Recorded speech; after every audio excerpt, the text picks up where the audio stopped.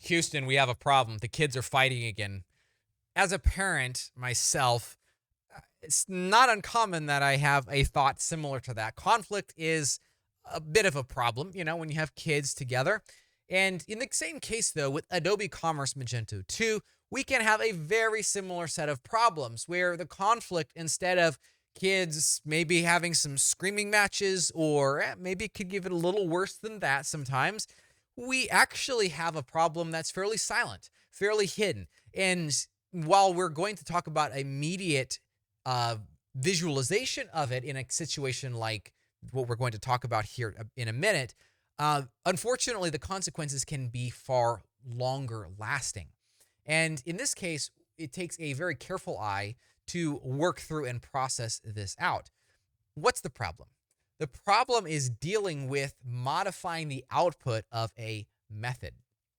Adobe Commerce has a powerful tool as part of their dependency injection system that allows for modifying both the input, the functionality, well, whether it runs or not, as well as the output of this. And we know those as plugins: before, around, or after.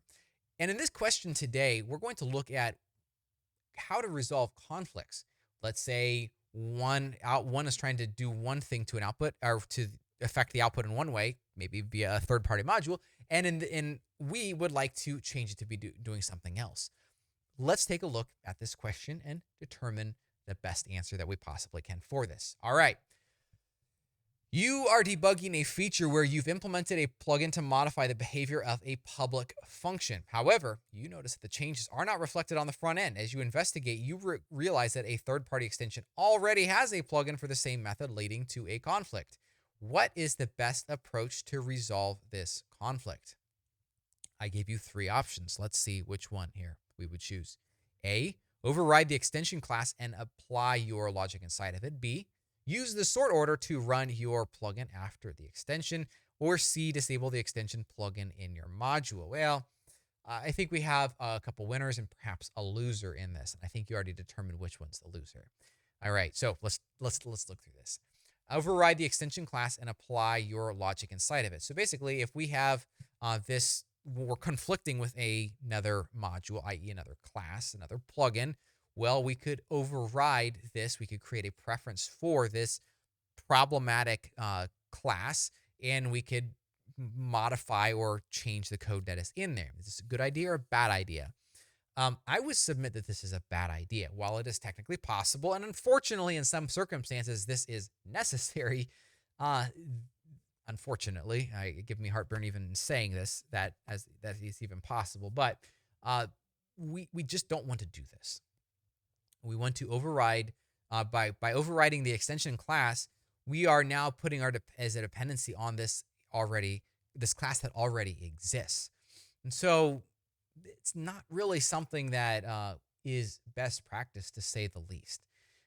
While it's theoretically possible, it is likely going to cause problems down the road, because if nothing else, what if this class goes away, this class changes? In my experience, third-party vendors just don't hold themselves to they don't hold themselves to a high standard when it comes to breaking compatibility, breaking changes. So I would get rid of A. It's just not a good option here. So let's look at B.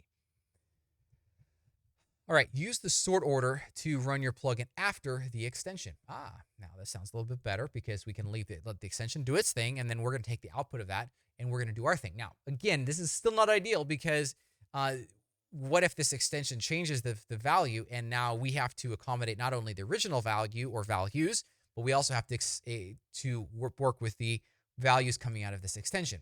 Again, not ideal, but it does work. Now, again, the other thing to keep in mind here is the overall sort orders of plugins. This can be a little bit complicated as you get around plugins in the mix. If you have no round plugins, sort order just works from 0 on up for before, and 0 on up for after. However, sort around is where it all kind of goes haywire. Really quickly, what ends up happening is around generates a subroutine. So basically, it goes up to the around plugin, and then the around plugin changes how those sort orders operate. So basically, the after can actually operate in a different order than otherwise anticipated. So sort order is very possible, and I would say that's a fairly good option. Disable the extension plugin in your module. See here, I would put that as probably not a good option because that was installed for a reason. And by disabling it, are probably going to or likely to have unintended consequences. And if there was a complaint that merchants have with Adobe Commerce, it's bugs. It's bugs. And a lot of the reason is because Adobe Commerce is so flexible. It's completely open source. You can do whatever the heck you want. And so, yeah, that would be technically also possible to disable the plugin extension plugin in our module. Maybe another way to put that would be from our module. That's how I'm reading this, is from our module. Not a good idea. Not a good idea at all. So there we go. We have the final answer, and I would mark that as this fancy, good-looking letter B right here. Use the sort order to run your plugin after the extension. So there you are. There is the knowledge bite for this week.